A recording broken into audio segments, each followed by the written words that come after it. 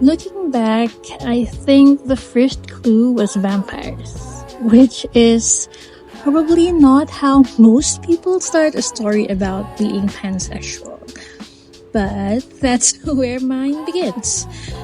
When I was around 5 years old, I watched Interview with a Vampire, far younger than I probably should have.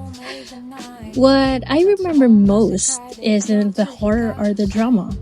It's seeing Louis and Lestat and thinking, well, obviously, no confusion, no surprise, just a completely matter of fact acceptance that they were together.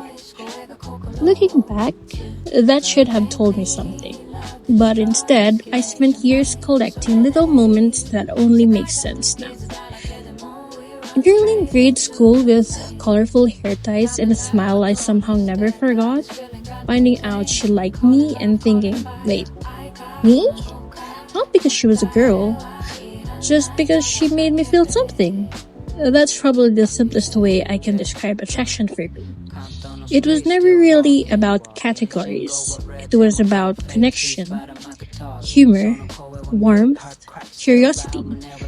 That feeling when someone says something and suddenly you're paying a little more attention than before. In high school, I practically lived in high cut chucks and regularly confused people trying to figure out whether I was a tomboy. The honest answer was that I didn't know. Or maybe I just didn't care very much. By college, the chucks had become combat boots, and I developed what I'd like to call stronger guapo energy. Masculinity and femininity had stopped being like boxes and started feeling more like colors. Things you could mix, borrow, and wear however you wanted.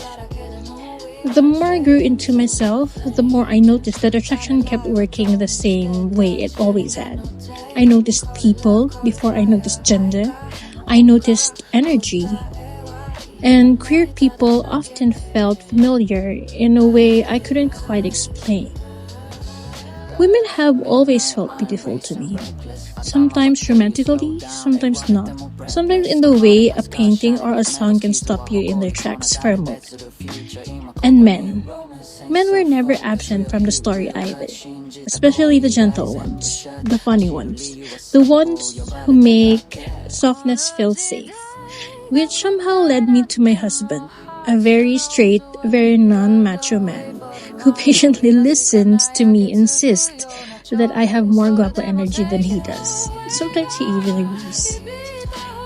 Finding the word pansexual wasn't a revelation so much as a recognition, a way of looking back at all the little clues that had been there the whole time. The vampires, the witches, the hair ties, the high-cut chucks, the combat boots, the queer-coded characters I understood suspiciously fast.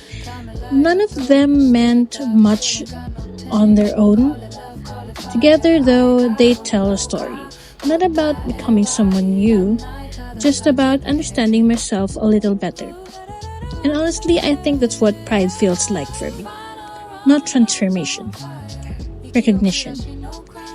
Like finally being able to look at the trail breadcrumbs and say, oh, that's what those were.